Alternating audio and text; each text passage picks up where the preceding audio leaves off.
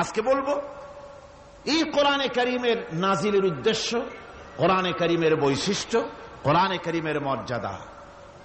কোরআন এক বিশাল, কোরআন যেমন বিশাল তার আলোচনাও তেমন বিশাল।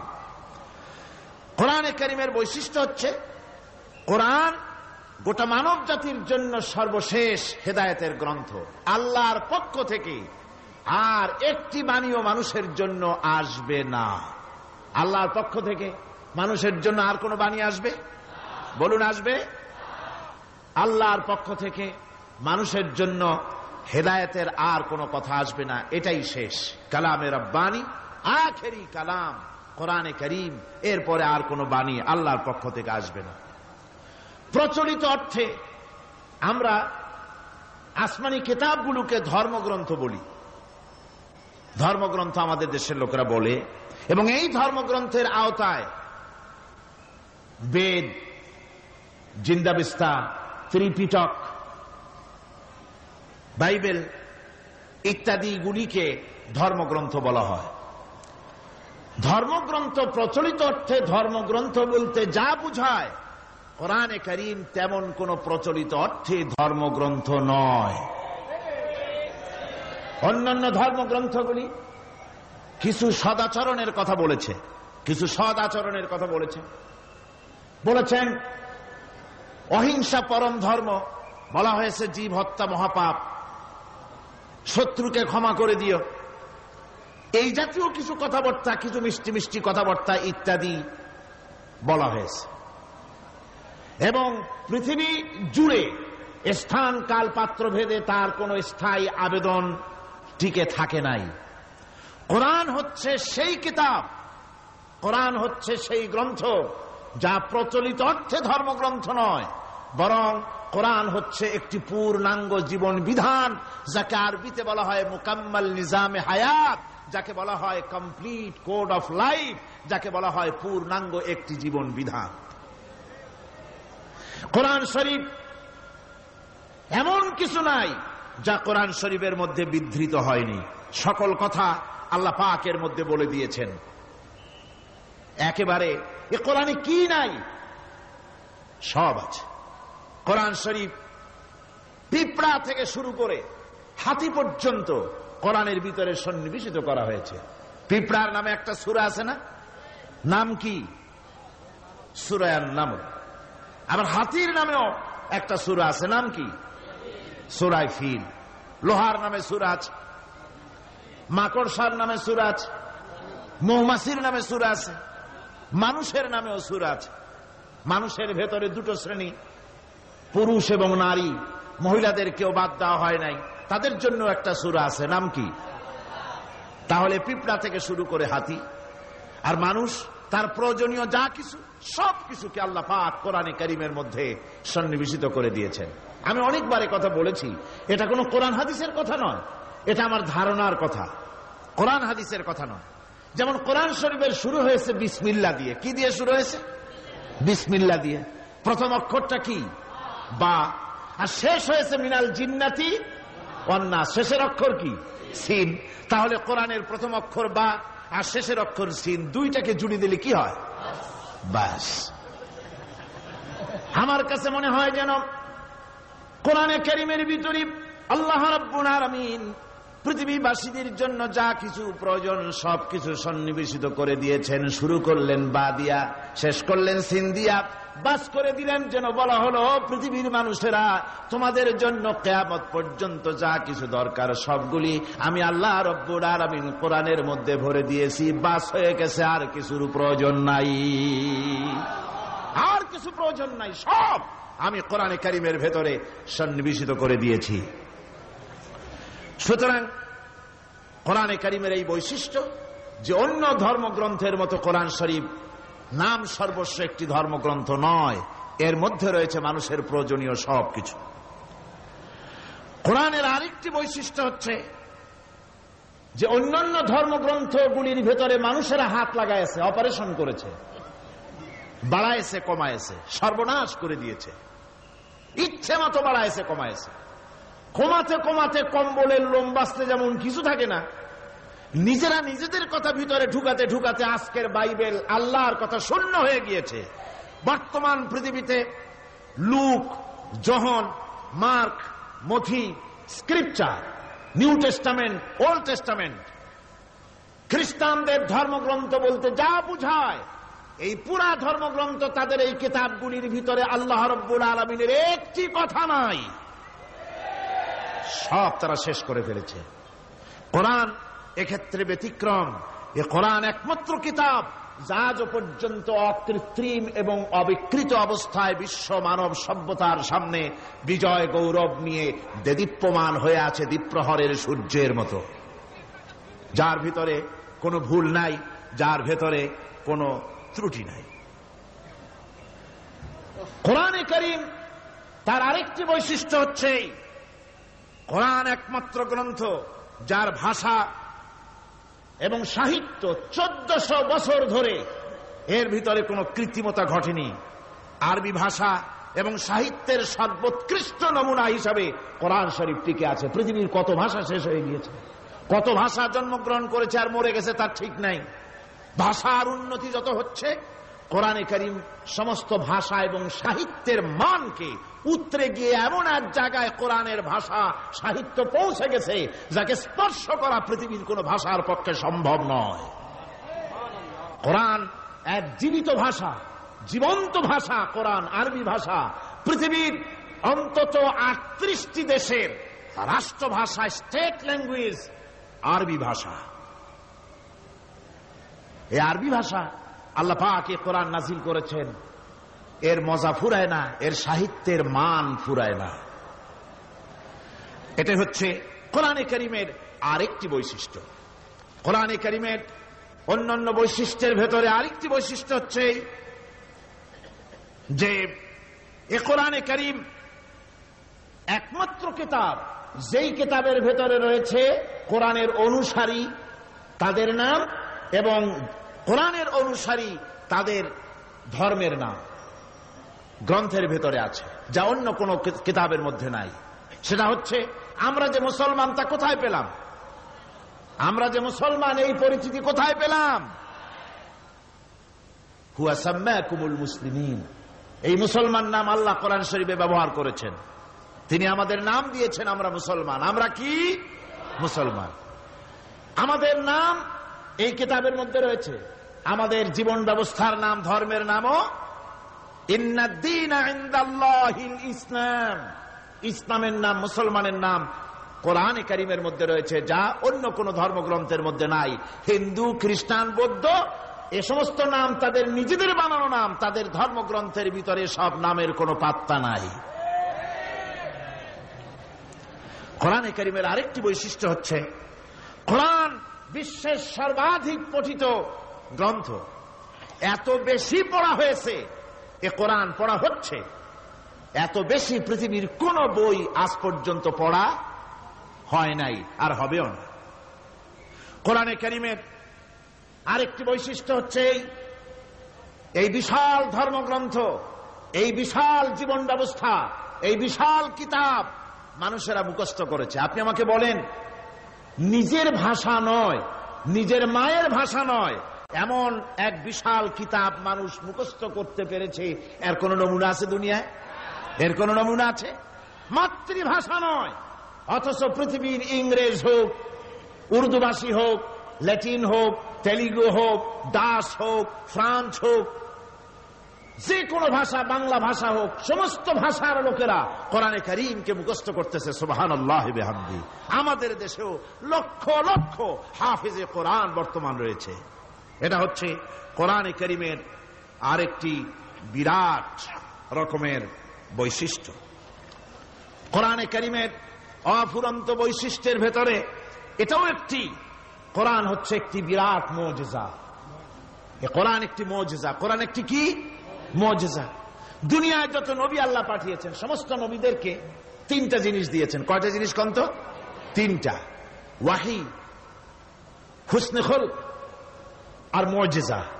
একটা হচ্ছে ওহী, আরেকটা হচ্ছে উন্নত মানের চরিত্র, আরেকটা হচ্ছে কি? মুজিজা। এই মুজিজা সকল নবীকে দেওয়া হয়েছে। মুজিজা হচ্ছে সমকালীন যুগে বড় যে কোনো শক্তিকে দুর্বল করে দেয়, যে কোনো জিনিসকে দুর্বল করে দেওয়ার মতো ক্ষমতা রাখে যে জিনিস, তার নাম মুজিজা। মুসা আলাইহিস সালামের জামানায় জাদুর প্রভাব ছিল। তখন আল্লাহ রাব্বুল আলামিন মুসা আলাইহিস সালামকে একটা মুজিজা দিলেন। কি দিলেন? আল্লাহ রাব্বুল আলামিন বললেন, ওয়ামা তিলকা বিয়ামিনিকা ইয়া মুসা, মুসা তোমার ডান হাতে ওটা কি? তিনি বললেন এটি একটি লাঠি। আল্লাহ পাক বললেন, লাঠি তো ঠিকই, কিন্তু এর মধ্যে আরো এক ক্ষমতা আছে তুমি জানো না, লাঠিকে ফেলে দাও। লাঠি ফেলে দিলেন, কি হয়ে গেল?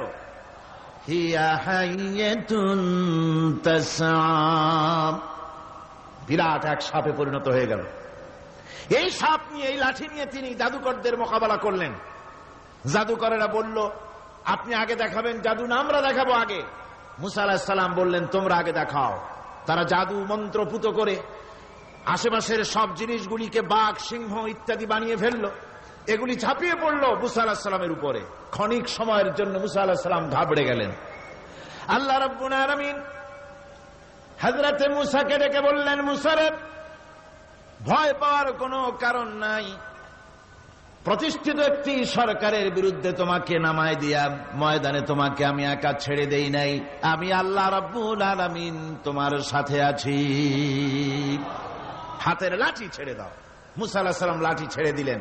লাঠি সাপ হয়ে গেল। হা করলো। জাদুকরদের তৈরি করা সমস্ত বাঘ, সিংহ, সাপ মুসা আলাইহিস সালামের লাঠি মার্কা সাপের পেটের মধ্যে গিয়া ঢুকলো। জাদুকরেরা মনে করলো আমরা যা দেখালাম তা তো জাদু, নিঃসন্দেহে। মুসা আলাইহিস সালাম যা দেখালেন তা নিঃসন্দেহে জাদু নয়, কারণ জাদু তো খেয়ে ফেলে দিয়েছে। কাজী জাদু যে জিনিসে খায় সেটা তো জাদু না, সেটা জাদুর বাবা অথবা দাদা। এটা ছিল মুসা আলাইহিস সালামের মুজিজা। হযরত দাউদ আলাইহিস সালামের মুজিজা ছিল, আল্লাহ রাব্বুল আলামিন তাকে মুজিজা দিয়েছিলেন, গলার সুন্দর আওয়াজ দিয়েছিলেন। তিনি যখন জাব্বুর শরীফ তেলাওয়াত করতেন, উড়ন্ত পাখিরা ওড়া বন্ধ করে চতুর্দিকে বসে আল্লাহর কালাম শুনত। তিনি লোহা দিয়ে অস্ত্র তৈরি করতেন। অস্ত্র বানাবার সময় আগুন দিয়ে লোহা পোড়ায় অস্ত্র বানাতে হয়। দাউদ আলাইহিস সালামের তার প্রয়োজন ছিল না। তিনি যখন লোহা হাতির ভিতরে নিয়ে চাপ দিতেন, লোহা পানি হয়ে আঙ্গুলের ফাঁক দিয়ে গলে পড়ে যেত। এটা ছিল তার মুজিজা। হযরত সুলাইমান, আল্লাহ রাব্বুল আলামিন তাকে মুজিজা দান করলেন। কোরআনে কারীমের ভিতরে রব্বুল আলামিন বলেন, হযরত সুলাইমান আলাইহিস সালাম সকাল বেলায় বিনা মেশিনে, বিনা ইঞ্জিনে তক্তার উপরে বসে যেতেন। তক্তা 1 মাসের পথ অতিক্রম করত। আবার সন্ধ্যা বেলায় বসতেন, এই তক্তা আর 1 মাসের পথ অতিক্রম করে যেত। ঈসা আলাইহিস সালামের মুজিজা ছিল, জন্মান্ধের চোখের উপরে হাত বুলিয়ে দিতেন, সঙ্গে সঙ্গে চোখ ভালো হয়ে যেত। কুষ্ঠব্যাধিগ্রস্ত লোকের গায়ে হাত বুলাতেন, সঙ্গে সঙ্গে কুষ্ঠব্যাধি ভালো হয়ে যেত। এই হলো তাদের মুজিজা। পয়গম্বরেরা বিদায় হয়ে গেলেন, মুজিজা বিদায় হয়ে গেল। দাউদ আলাইহিস সালাম বিদায় হলেন, মুজিজা সাথে নিয়ে গেলেন। তার উম্মতেরা ওই লোহাগুলি আর কেউ গলাতে পারে নাই, আজও কেউ গলাতে পারে না, হাত দিয়া চেপে ধরে। সুলাইমান আলাইহিস সালাম দুনিয়া থেকে বিদায় হয়ে গেছেন, মুজিজা নিয়ে কবরে চলে গেছেন। আজ আর তার অনুসারীরা অথবা দুনিয়ার কোন মানুষ বিনা ইঞ্জিনে তক্তায় বসে আর হাওয়ায় উঠতে পারবে না। মুসা আলাইহিস সালাম বিদায় হলেন, লাঠির মুজিজা চলে গেল। তার উম্মতেরা, তার অনুসারীরা কিয়ামত পর্যন্ত যদি 1000 চেষ্টা চালায়, লাঠিকে আর কোনদিন সাপে পরিণত করতে পারবে না। ঈসা আলাইহিস সালাম, আল্লাহ রাব্বুল আলামিন তাকে উঠায় নিলেন, মুজিজা তিনি সাথে নিয়ে গেলেন। আজ তার কোটি কোটি, শত শত কোটি উম্মতেরা, দুনিয়া যারা তার উম্মত দাবি করে, খ্রিস্টানেরা, হাজারো যদি চেষ্টা চালায়, তবুও জন্মান্ধের চোখের উপরে হাত বুলিয়ে চোখ আর ভালো করতে পারবে না। কুষ্ঠব্যাধিগ্রস্ত লোকের গায়ে হাত বুলিয়ে কুষ্ঠব্যাধি ভালো করতে পারবে না। তার মানে হলো, নবীরা যে যা যত মুজিজা পেয়েছিলেন, জীবদ্দশায় মুজিজা কাজে লেগেছে। দুনিয়া থেকে বিদায় হয়েছেন, মুজিজার সাথে নিয়ে গেছেন। কিন্তু আপনার আমার নবী, বিশ্ব নবী জনাব মুহাম্মদ রাসূলুল্লাহ সাল্লাল্লাহু আলাইহি ওয়াসাল্লামের কাছে আল্লাহ রাব্বুল আলামিন তাকে যত মুজিজা দিয়েছিলেন, 3000-এর উপরে আল্লাহর নবীর মুজিজা ঘটেছিল 23 বছরের নবুয়তের জীবনে। তার মধ্যে শ্রেষ্ঠ মুজিজা হতেছে কোরআন মাজিদ। আল্লাহর নবী বিদায় হয়ে গেলেন, মুজিজা সাথে নিয়ে যান নাই, মুজিজা রেখে গেলেন দুনিয়ায়। কিয়ামত পর্যন্ত দুনিয়াবাসী নবীর উম্মতেরা কোরআনের মুজিজা ব্যবহার করতে পারবে। এই কোরআনে কারীম রাসূল করিম সাল্লাল্লাহু আলাইহি সাল্লামের জীবনের শ্রেষ্ঠ মুজিজা। মানুষ পাগল হয়ে গেছে কোরআন শুনে। সুতরাং এই কোরআনের বৈশিষ্ট্য সকল দিক থেকে এক অপূর্ব একটি কিতাবে পরিণত করেছে, যা মানুষকে চিরকাল বিস্ময় হতবাক করে দিয়েছে। কোরআনের আরেকটি বৈশিষ্ট্য হচ্ছে এই কোরআন এক সময় নাজিল হয় নাই। 30 পারা কোরআন শরীফ একসাথে নাজিল হয়েছে না, কোরআন নাজিল হয়েছে আস্তে আস্তে ধীরে ধীরে। কত বছর লাগলো? 23 বছরেরও কিছু বেশি সময় ধরে কোরআন ধীরে ধীরে রাসূল করিম সাল্লাল্লাহু আলাইহি সাল্লামের কাছে অবতীর্ণ হয়েছে। এমনটি আর কোন কিতাব হয়নি, যা আর কোন ধর্মগ্রন্থ যারা অন্যরা দাবি করে এরকম হয়নি। কোরআনে কারীমের আরেকটি বৈশিষ্ট্য হচ্ছে, যখন কাগজ ছিল না, ছাপাখানা ছিল না, এমনকি টেপ রেকর্ডার ছিল না, তখনকার নাজিলকৃত কিতাব যেভাবে নাজিল হয়েছিল সেইভাবে আজ পর্যন্ত অবিকল টিকে আছে, টিকে থাকবে ইলা ইয়াউমিল কিয়ামা। কিয়ামত পর্যন্ত কোরআনে কারীমের এই অকৃত্রিম অবিকৃত অবস্থায় কোরআনে কারীমের এই শান, এই বরকত টিকে থাকবে। এই জন্য কোরআন শরীফ হচ্ছে এই পৃথিবীর মহাবিশ্বের মহাবিস্ময়। কোরআন হচ্ছে পৃথিবীর মহাবিশ্বের মহাবিস্ময়।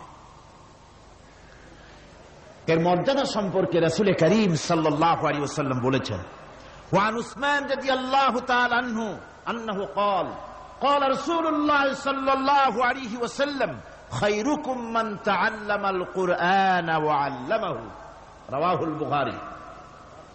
আল্লাহর নবী বলেন, তোমাদের মধ্যে সর্বোত্তম ব্যক্তি সেই, তোমাদের ভিতরে ভালো ব্যক্তি, উত্তম ব্যক্তি সেই যে ব্যক্তি নিজে কোরআন শেখে আর অন্যকে শেখায়।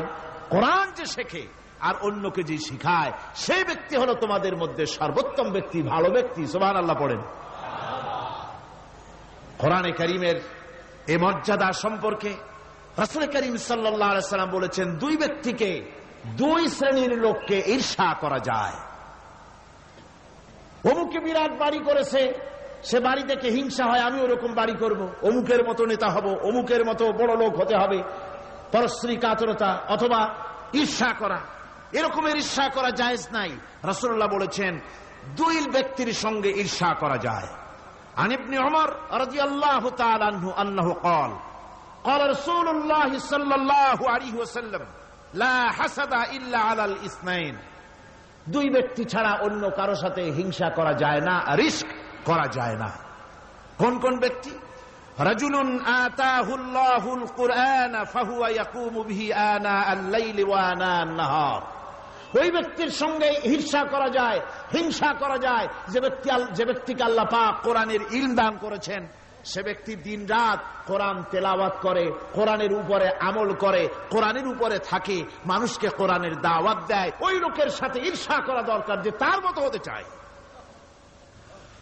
ওয়ারাজুলুন আতাহুল্লাহু মালান ফাহুয়া ইউনফিকু মিনহু আনা আল-লাইলি ওয়া আনা আন-নাহার। মুত্তাফাকুন আলাইহি, বুখারী মুসলিমের হাদিস। রাসূলুল্লাহ বলছেন, অন্য আরেক ব্যক্তি হচ্ছে যে ব্যক্তিকে আল্লাহ পাক মাল দিয়েছেন, সম্পদ দিয়েছেন, ওই ব্যক্তি তার মাল আর সম্পদকে দিন রাত দুহাতে আল্লাহর রাস্তায় খরচ করে। তার মতো হওয়ার জন্য তার সাথে ঈর্ষা করা যেতে পারে। আমার বন্ধুগণ, এ কোরআন হচ্ছে এমন এক কিতাব যে কোরআনকে নিয়ে যারা অগ্রসর হয় আল্লাহ তাদেরকে বাড়ায় দেন, আর কোরআনের সাথে যারা হিংসা করে, বিদ্বেষ করে, আল্লাহ তাদেরকে অধঃপাতিত করে দেন। আন ওমর ইবনে আল-খাত্তাব রাদিয়াল্লাহু তাআলা আনহু আন্নাহু قال قال رسول الله صلى الله عليه وسلم ان الله يرفع بهذا الكتاب اقواما ويضع به آخرين رواه مسلم হযরত ওমর রাদিয়াল্লাহু তাআলা আনহু বলছেন যে আল্লাহ পাক এই কোরআনের সাহায্যে এক শ্রেণীর লোককে প্রতিষ্ঠিত করবেন দুনিয়ার বুকে, এবং আখিরাতেও আরেক শ্রেণীর লোককে করবেন অধপাতিত। যারা কোরআনের সাথে বিরোধিতা করবে, তারা যদি হিরো হয়, আল্লাহ তাদেরকে জিরো বানাবেন। কি বানাবেন? জোরে কন কি বানাবেন? জিরো বানিয়ে দিবেন। আর কোরআনকে নিয়ে যারা আগ বাড়ে, তারা যদি জিরো হয়, আল্লাহ পাক তাদেরকে কি বানায় দেন? কোরআনের সাথে বিরোধিতা আজকের নতুন কিছু নয়, আবহমান কাল থেকে কোরআনের সাথে চলছে বিরোধিতা। বিশ্ব কবি সম্রাট আল্লামা ইকবাল, আল্লাহ তাকে জান্নাতুল ফেরদাউস নসিব করুন, সবাই বলুন আমিন। আল্লামা ইকবাল বলেছেন, সতীজা কর রহা হ্যায় আসল সে তাইম রোজ, সতীজা কর রহা হ্যায় আসল সে তাইম রোজ, চরাগে মুস্তফা বি সে শরারে বুলহবিস। মুহাম্মদ সাল্লাল্লাহু আলাইহি ওয়াসাল্লামের দীপ শিখার সাথে, আল্লাহর দ্বীনের সাথে আবু জাহাল, আবু লাহাবের অগ্নিস্ফুলিঙ্গের সংঘর্ষ আবহমান কাল থেকে লেগে এসেছে। কিন্তু ওদের এই অগ্নিস্ফুলিঙ্গের টক্কর লেগে মুহাম্মদ সাল্লাল্লাহু আলাইহি ওয়াসাল্লামের টিম টিম করে জ্বলে ওঠা এই প্রদীপটি প্রচন্ড ঝড়ো হাওয়ার মুখে, টর্নেডো আর গর্কির মুখে নিভে যায়নি, জ্বলছে, জ্বলবে কিয়ামত পর্যন্ত। এটাকে নিভাবার ক্ষমতা বিশ্বের কোন মানুষের নাই। ফু দিয়া কেউ যদি নিভাতে চায়, চেহারা শুদ্ধ, মাথা শুদ্ধ, পুড়ে ছাই হয়ে যাবে, কোরআনের আলোকে নির্বাপিত করতে পারবে না।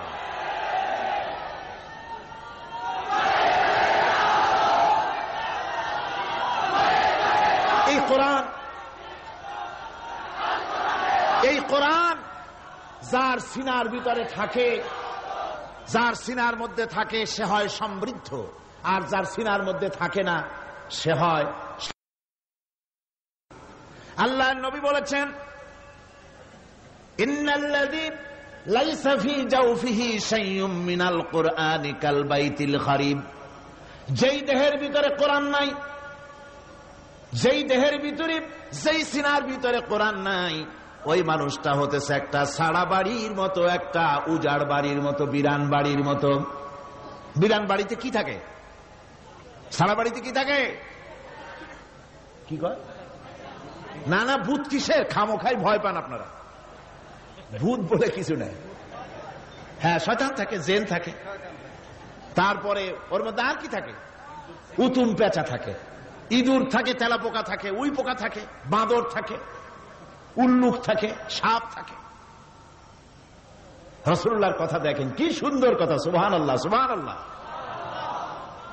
যে দেহের ভিতরে কোরআন নাই, সারা বাড়িতে যা থাকে, পুরো বাড়িতে যা থাকে, বিরান বাড়িতে যা থাকে, যে দেহে কোরআন নাই, সেই দেহের মধ্যে তাই থাকে।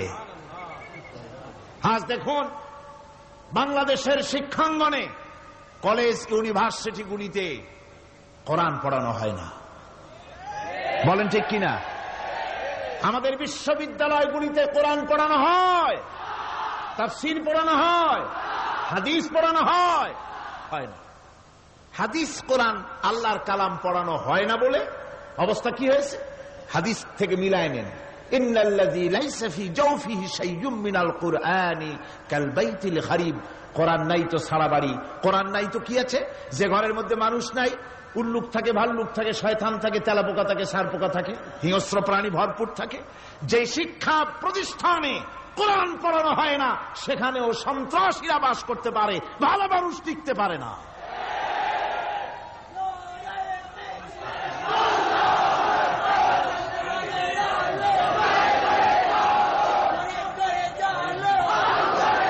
এই জন্য কোরআন যেখানে পড়া হয় না, সেটা কবরের তুল্য।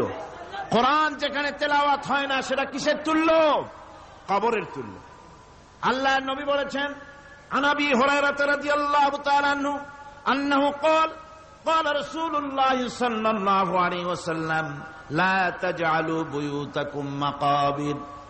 রাওয়াহু মুসলিম। আল্লাহর নবী বলেন, তোমাদের ঘরগুলিকে তোমরা কবর বানায়ো না। অর্থাৎ যে ঘরের মধ্যে কোরআনে কারীম তেলাওয়াত হয় না, সেটা কবরের সমতুল্য। কবরের সমতুল্য। আগে আমাদের ঘর সমূহে যখন ছোট ছিলাম, তখন দেখতাম ঘরে ঘরে কোরআন তেলাওয়াত হতো, ঠিক না? প্রত্যেকটা ঘরের জানালা দিয়া সকালবেলা আওয়াজ আসতো, আউযু বিল্লাহি মিনাশ শাইতানির রাজিম, বিসমিল্লাহির রহমানির রহিম। তেলাওয়াতের আওয়াজ ভেসে আসতো। আজ আর এই অবস্থা নাই। আজ ভদ্রলোকের বাড়ির সামনে দিয়ে হেঁটে যাবেন, সকালবেলা কিসের তেলাওয়াত? জনমের ঘুম ঘুমায়, পাইকারি দরে ঘুমায়, ফজরের নামাজ নাই। শহরের অবস্থা, অধিকাংশ বাড়িতে ফজরের নামাজ হয় না।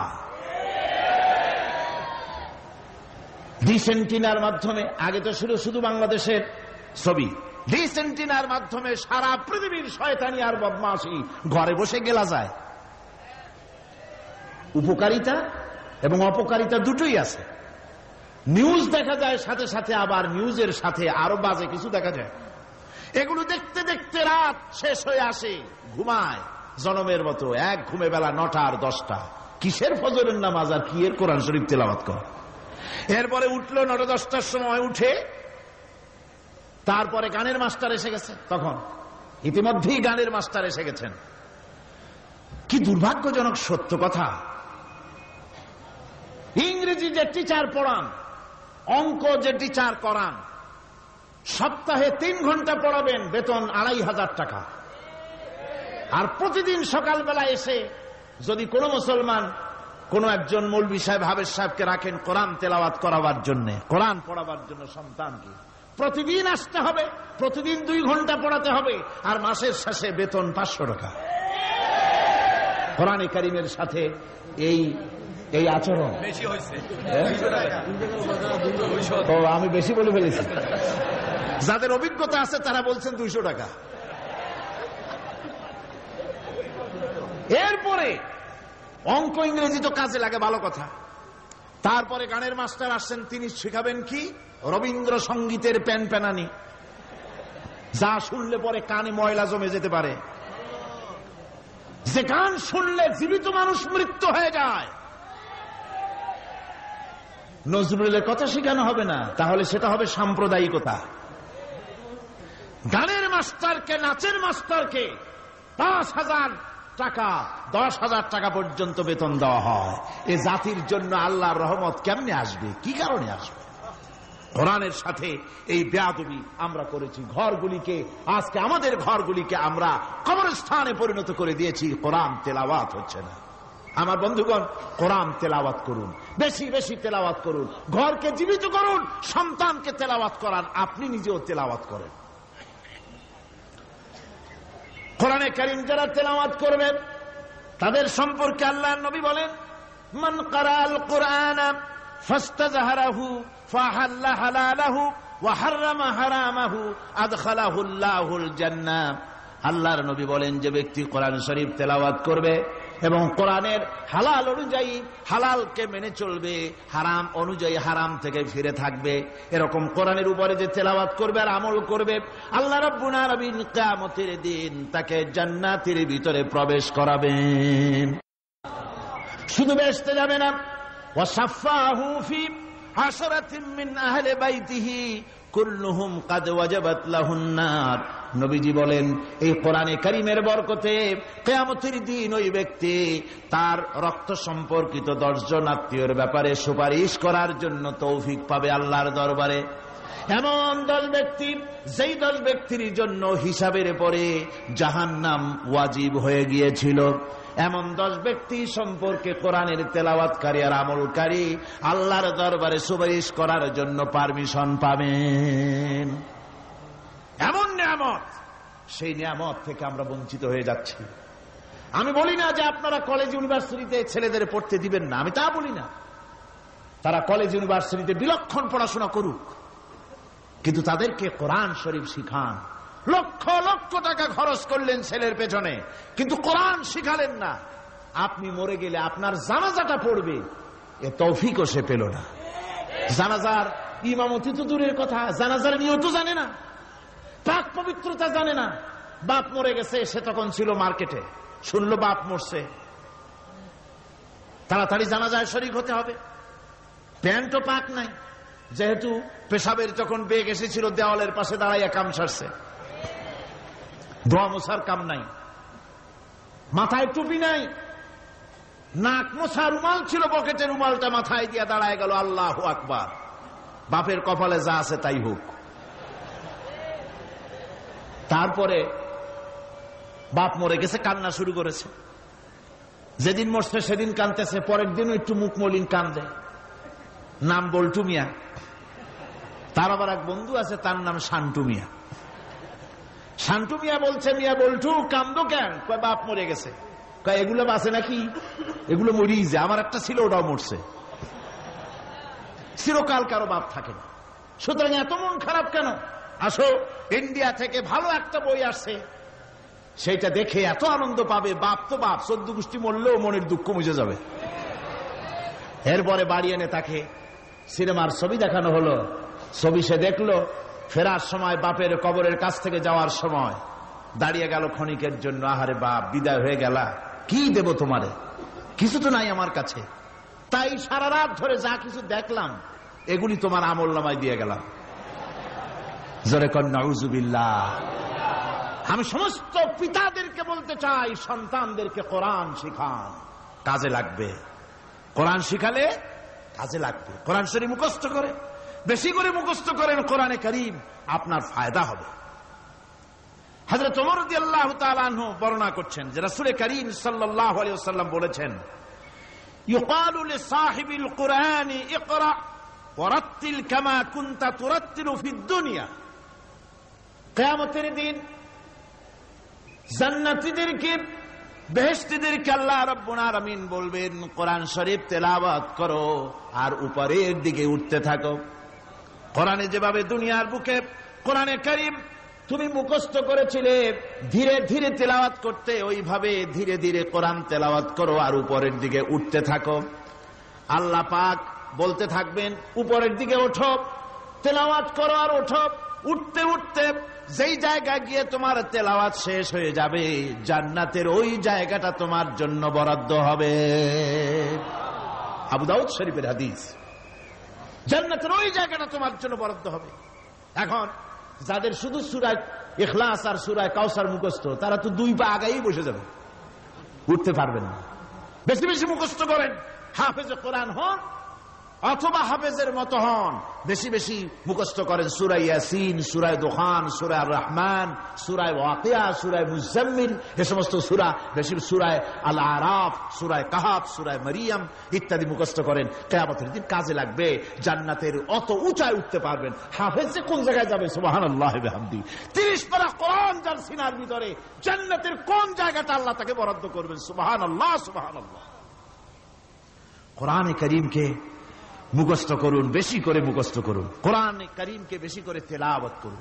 এই কোরআনে কারীমকে যারা বেশি করে তেলাওয়াত করবে, তেলাওয়াত করতে গিয়ে যারা আল্লাহর কাছে কিছু চাওয়ার সময় পাবে না, তাদের সম্পর্কে রাসূল কারীম সাল্লাল্লাহু আলাইহি ওয়াসাল্লাম বলেছেন হাদিসে কুদসি।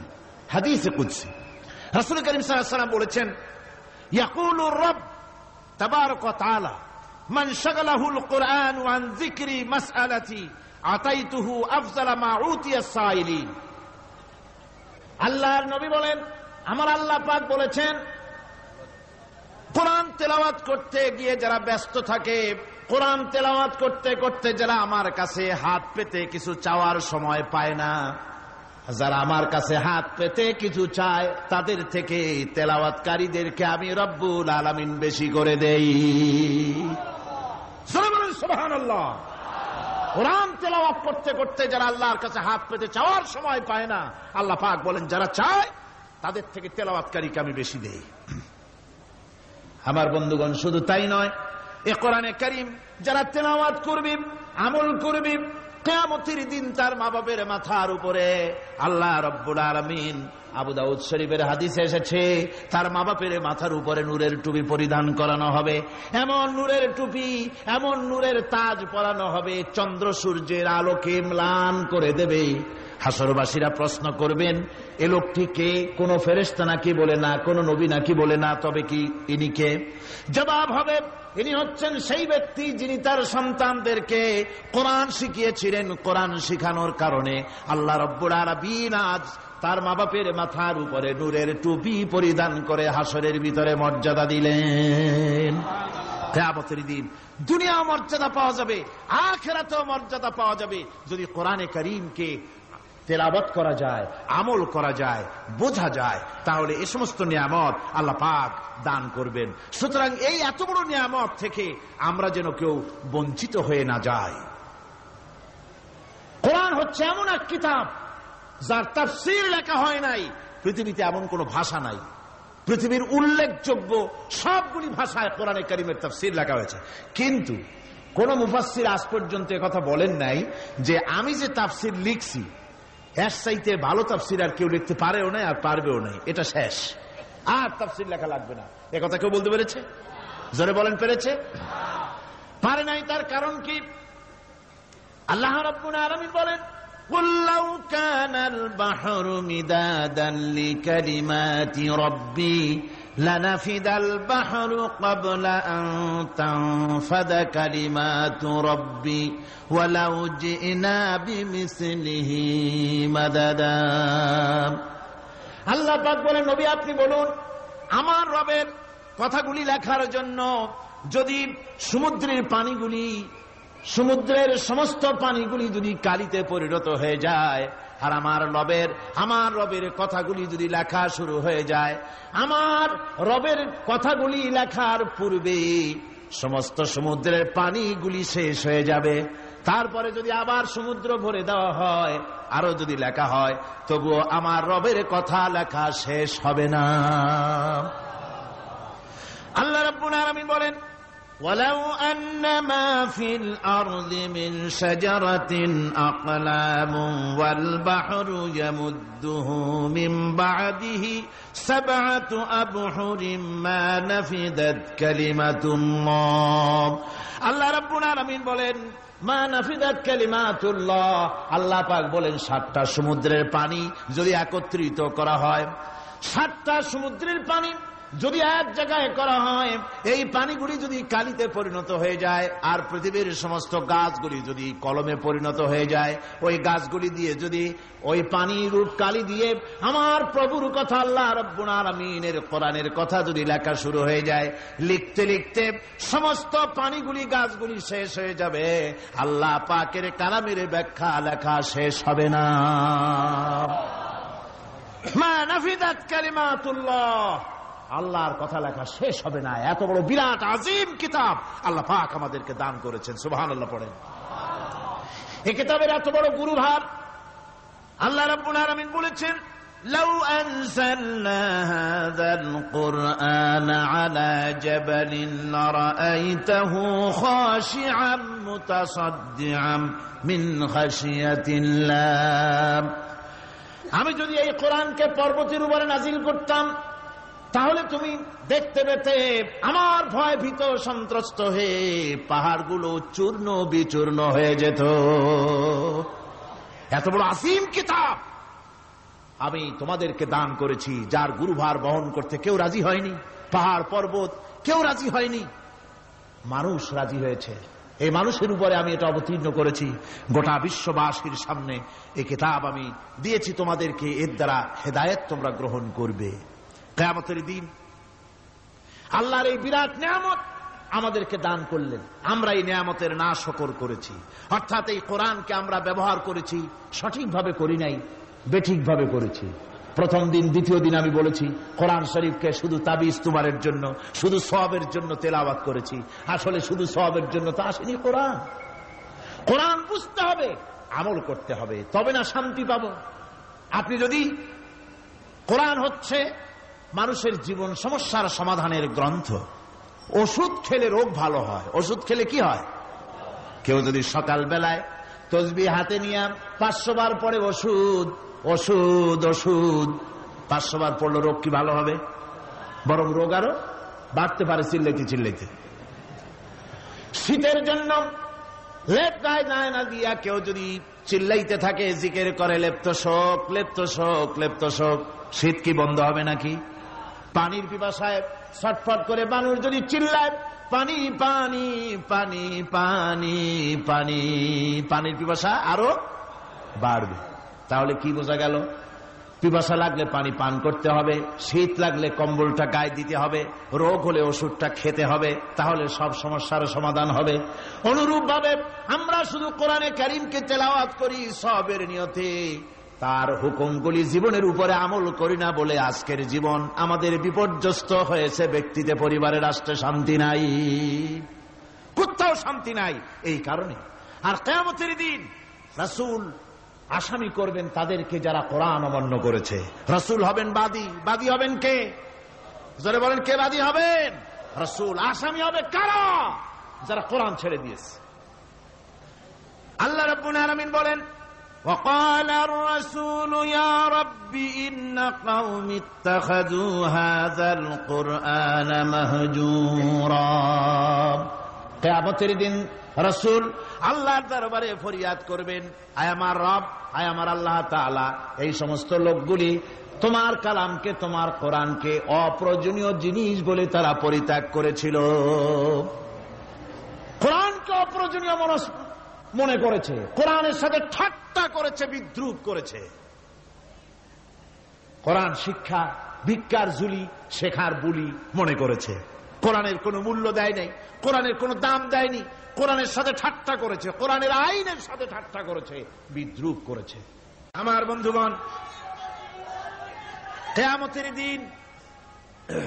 কিয়ামতের দিন যখন এরা উপস্থিত হবে আল্লাহর দরবারে, আল্লাহ রাব্বুল আলামিন কোরআনের সাথে যারা ঠাট্টা করেছে, বিদ্রুপ করেছে, কোরআনের আইনকে নিয়ে যারা ঠাট্টা বিদ্রুপ মজাক উড়াইছে, কিয়ামতের দিন তাদেরকে বলা হবে ওয়াকিলাল ইয়াওমা নানসাকুম কামা নাসিতুম লিকা ইয়াউমিকুম হাযা। কিয়ামতের দিন আল্লাহ রাব্বুল আলামিন কোরআনের ঠাট্টাকারী, কোরআনের বিদ্রুপকারী, কোরআনের আইনের অমান্যকারীদেরকে বলবেন আমি আজকে তোমাদের ভুলে গেলাম, যেমন করে তোমরা এই দিনে আমার সঙ্গে সাক্ষাৎকারের কথা ভুলে গিয়েছিলে। তোমরা যেমন আমার আজকের এই কিয়ামতের দিনের কথা যারা ভুলে গিয়েছিলে, আজকে আমিও তোমাদেরকে ভুলে গেলাম। এরপরে কি হবে? ওয়ামাওয়াকুমুন নার ওয়া মা লাকুম মিন নাসিরিন। আল্লাহ পাক বলেন এরপরে এদের জায়গা হবে জাহান্নাম, আর এদের সাহায্যকারীও কেউ থাকবে না, জাহান্নামে চিরকাল থাকতে হবে। এটা এই জন্য যে তারা আল্লাহর কোরআনের সঙ্গে ঠাট্টা করেছে, বিদ্রুপ করেছে, কোরআনের আইন মানে নাই, কোরআনের আইনকে অমান্য করে চলেছে। এই জন্য কিয়ামতের দিন আল্লাহ রাব্বুল আলামিন তাদেরকে শাস্তি প্রদান করবেন।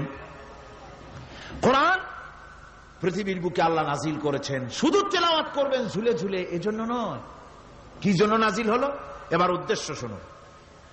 আল্লাহ পাক বলেন আর রহমান আল্লামাল কোরআন। আল্লাহ রাব্বুল আলামিন তিনি হলেন এমন দয়াবান, এমন রহমান, যিনি কোরআন শিখালেন। কি কারণে শিখালেন? কোরআন নাজিলের উদ্দেশ্য কি?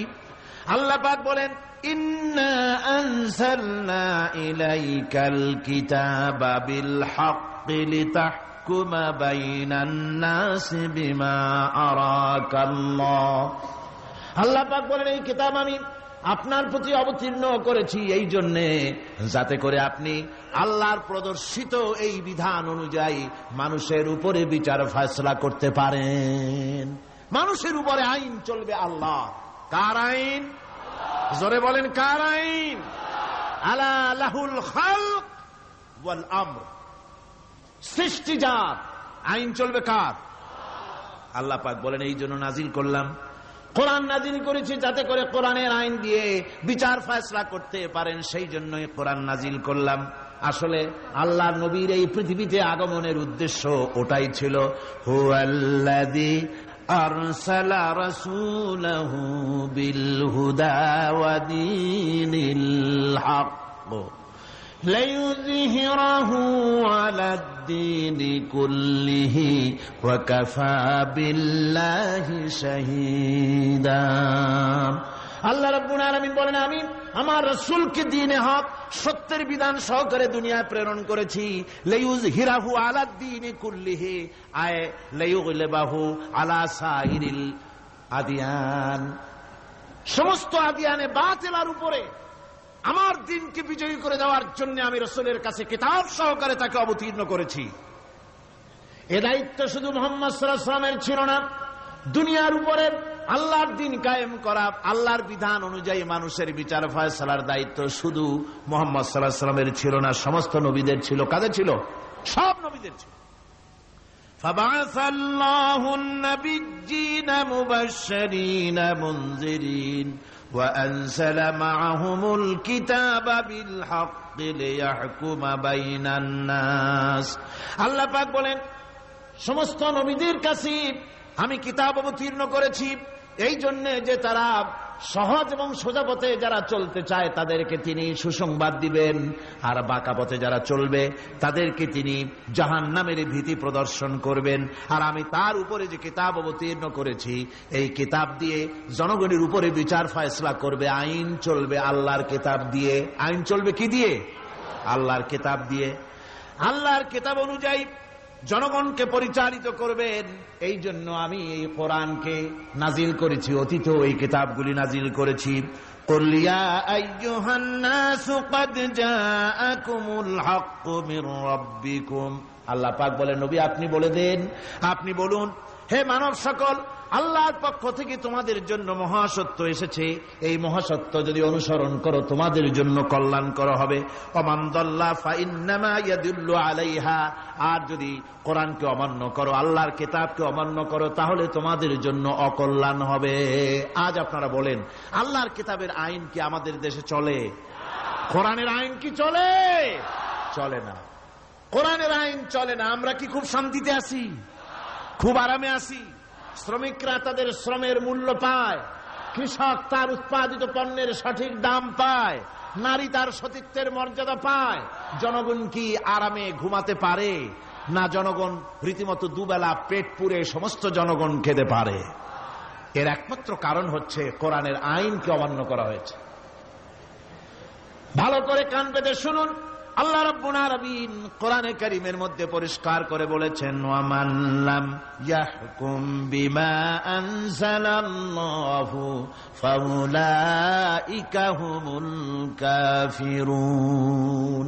যারা নাকি আমার দেওয়া বিধান অনুযায়ী, কোরআন অনুযায়ী যারা বিচার ফয়সালা করে না, ফাউলাইকা হুমুল কাফিরুন, ফাউলাইকা হুমুজ জালিমুন, ফাউলাইকা হুমুল ফাসিকুন। যারা আমার দেওয়া বিধান অনুযায়ী বিচার ফয়সালা করে না তারা কাফির, তারা জালিম, তারা ফাসিক। সুতরাং এর ভিতরে এই জুলমের মধ্যে জালিমদের অন্তর্গত, ফাসিকদের অন্তর্গত হয়ে বাংলাদেশের বহু মুসলমান, পৃথিবীর বহু এলাকার মুসলমান এর মধ্যে লিপ্ত হয়ে আছে। কোরআনের আইন চালু না করলে পরে, কোরআনের আইন না মানলে পরে জালিম হতে হবে, কাফির হতে হবে, ফাসিক হতে হবে। অর্থাৎ যতখানি না মানবেন ততখানি এই বিশেষণে বিভূষিত হতে হবে। আমার বক্তব্য হচ্ছে, কোরআনে কারীম পৃথিবীতে এসেছে শাসন করতে দুনিয়াকে। তার মধ্যে রয়েছে রাজনীতি, অর্থনীতি, সবকিছু। এই বিচার ফয়সালা কোরআন থেকে যারা গ্রহণ করে না, রাসূলকে যারা বিচারক মানে না, তাদের সম্পর্কে আল্লাহ পাক কি বলছেন শুনুন। فلا وربك لا يؤمنون حتى يحكموك فيما شجر بينهم ثم لا يجدوا في أنفسهم حرجا مما قضيت ويسلموا تسليما। আল্লাহ রাব্বুল আলামিন বলেন, ফালা ওয়ারাব্বিক, কখনো নয় হে নবী, আপনার রবের কসম, কখনোই নয়, ওরা মুমিন নয় যারা নাকি তাদের জীবনের সব কিছুর ব্যাপারে যতক্ষণ পর্যন্ত আপনাকে বিচারক না মানে, আপনার দেওয়া ফয়সালাকে গ্রহণ না করে, এবং আপনি বিচার করার পর ফয়সালা দেওয়ার পরে এটার উপরে দ্বিধাহীন চিত্তে মেনে যতক্ষণ না নিবে, ততক্ষণ পর্যন্ত তারা যত ঈমানের দাবি করুক তারা আসলে মুমিন না। এ ফতোয়া কার? এ ফতোয়া কার? আল্লাহ রাব্বুল আলামিনের ফতোয়া। কখনো মুমিন হতে পারবে না যারা রাসূলুল্লাহকে ফয়সালাকারী হিসেবে গ্রহণ না করবে, কোরআনকে সংবিধানের উৎস হিসেবে গ্রহণ না করবে। কোরআন এসেছে আইনের কিতাব হিসেবে পৃথিবীর মানুষকে পরিচালিত করার জন্য। আজ এই কোরআনের আইন যারা মানে সেখানে শান্তি পায়, কোরআন যেখানে মানে না সেখানে শান্তি হয় না।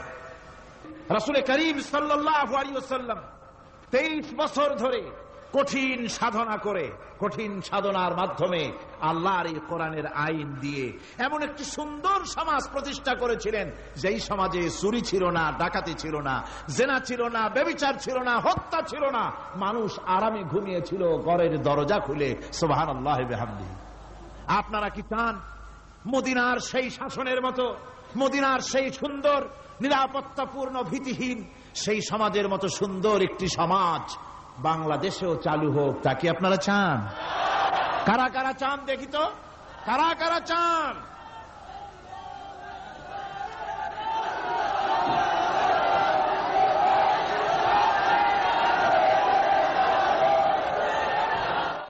আমিন। ربنا ظلمنا أنفسنا وإن لم تغفر لنا وترحمنا لنكونن من الخاسرين। রব্বুল আলামিন দীর্ঘ রজনী পর্যন্ত তোমার বান্দারা লক্ষ লক্ষ মানুষ কোরআনে কারিমের কথা শুনেছে, তোমার হাবিবের কথা শুনেছে।